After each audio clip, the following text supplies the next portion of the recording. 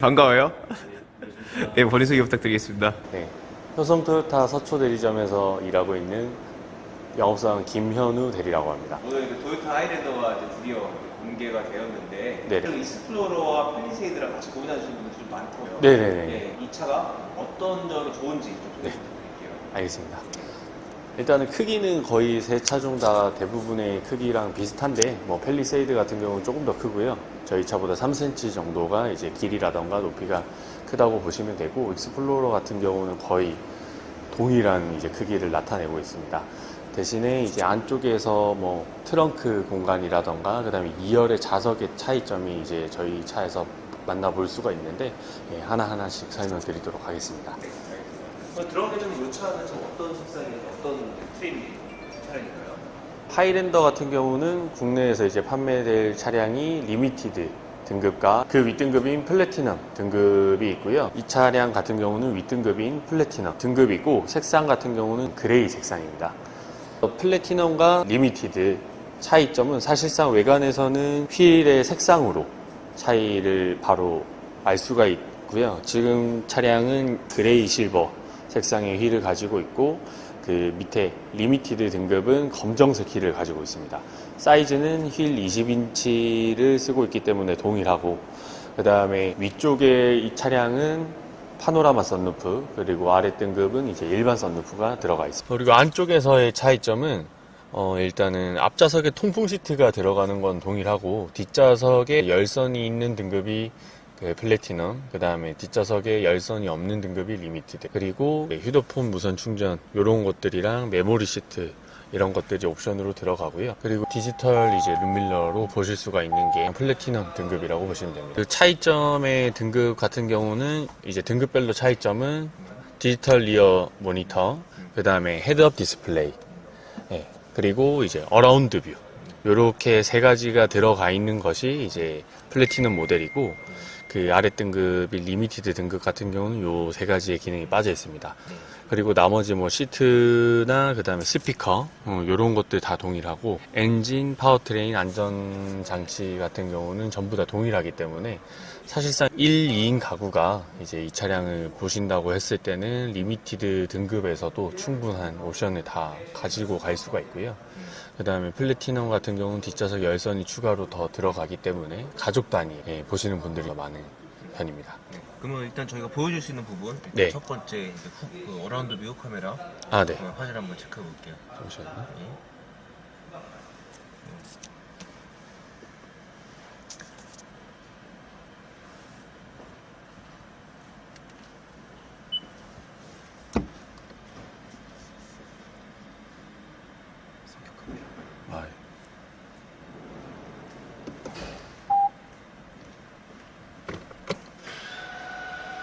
이제 어라운드 뷰를 실행했을 때 차량의 왼쪽에는 천장에서 볼 수 있는 화면을 나타내서 차의 핸들을 꺾게 되면은 이쪽에서 예상 경로가 노란색으로 나오고요. 뒤에는 후진 기어를 넣었을 때는 후방 카메라, 그 다음에 차가 움직이고 있을 때는 전방이라던가 사물이 가까운 쪽에 카메라를 켜주면서 조금 더 안전하게 주행을 하실 수가 있고, 후진 기어를 넣었을 때는 또 사이드 미러도 아래쪽으로 내려가서 바닥을 보실 수 있게끔 잘 설계가 되어 있습니다. 그리고 스피커 같은 경우 JBL 스피커. JBL. JBL 스피커는 토요타 차량이 이제 상위 등급에 많이 들어가는데, 우퍼 스피커가 같이 이제 뒤쪽에 달려 있기 때문에 뭐 저음 부분의 베이스를 강조를 해준다거나 풍부한 음질의 이제 스피커로 들어가고, 얘네 스피커와 한 개의 큰 우퍼 스피커가 들어가 있다 보시면 됩니다. 그리고 헤드업 디스플레이 연동 기능이 어느 정도? 헤드업 디스플레이 같은 경우는 이제 실시간 내비를 가지고 있는 그 아틀란 내비게이션에서 차량을 이제 연결했을 때 앞쪽에서 속도와 그다음 내비게이션 경로 이런 것들을 다 이제 알려주고요.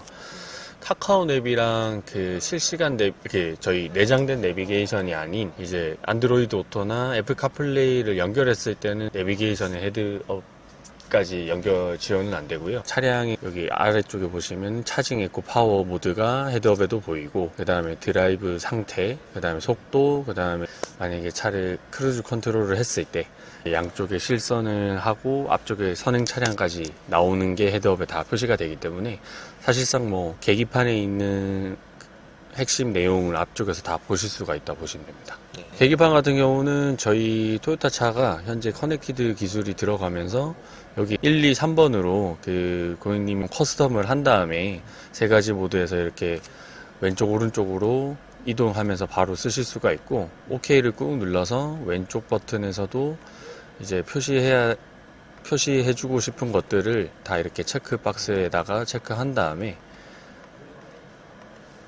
나가게 되면 이쪽에서도 충분히 여러 가지의 정보를 다 확인하실 수가 있습니다. 이런 식으로 오른쪽도 동일하게 바꿔 주실 수가 있고, 그런 다음에 가운데 같은 경우는 가장 많이 쓰시는 크루즈 컨트롤 모드를 할 때 차량의 그 최대 크기를 보실 수가 있습니다. 그 대리님께서 요 차 1년에서 네. 그 펠리랑 익스보다 좋은 점이 어떤 거라고 좀?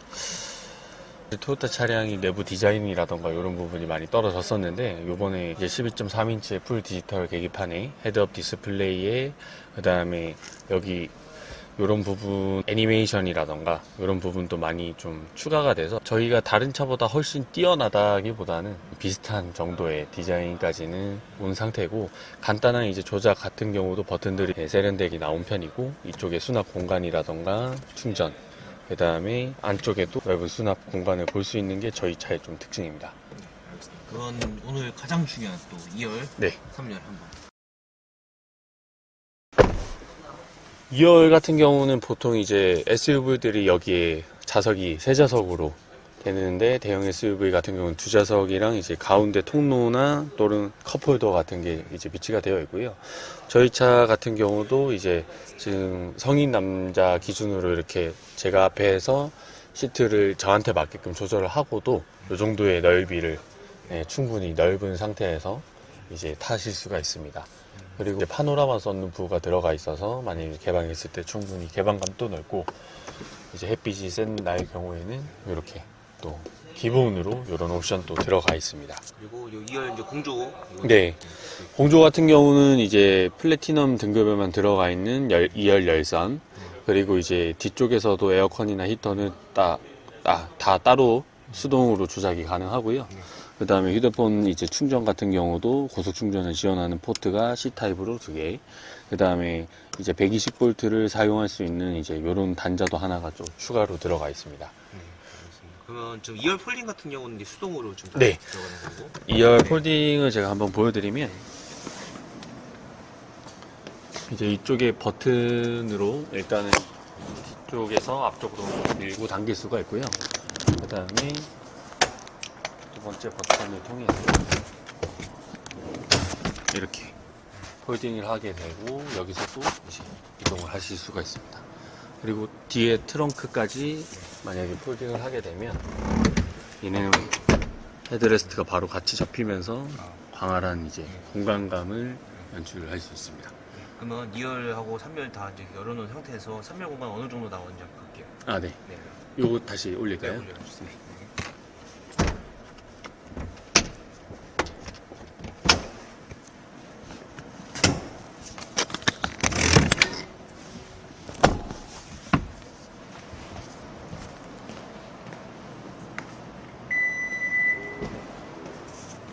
네, 한번 3열의 탑승을 네. 해볼게요.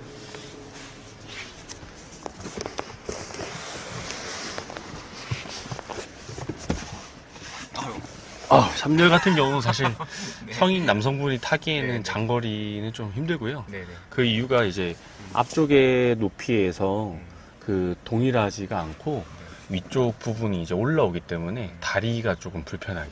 네. 예.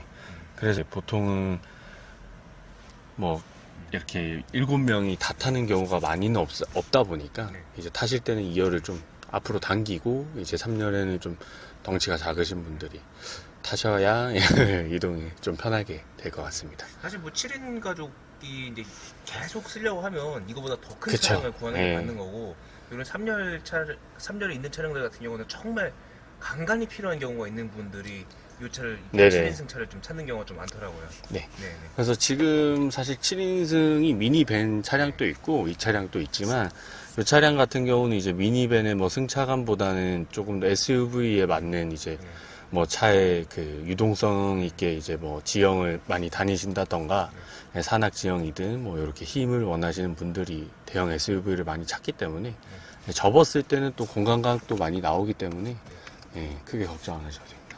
알겠습니다. 그러면 2열하고 3열 다 접어서 네네. 공간감 한번 볼게요. 예.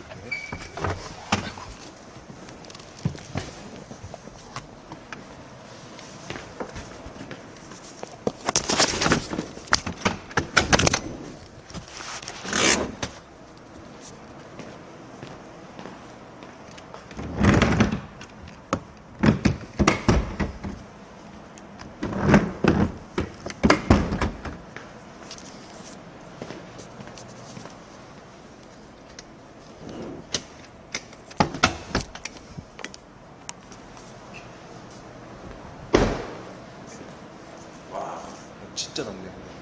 네. 그래서 지금 사실 2열을 안 접고 3열까지만 접었을 때도 네. 일반 SUV 크기인 라브4보다 트렁크 공간이 훨씬 길고 넓기 때문에 네. 예, 보통 그렇게들 많이 사용을 하시고요. 예, 지금처럼 이제 큰 짐을 실을 때만 이 정도로 이렇게 공간을 아예 다 눕혀서 사용한다거나 차박하실 때 예, 조금 더 일반 SUV보다는 긴 공간을 활용할 수가 있습니다.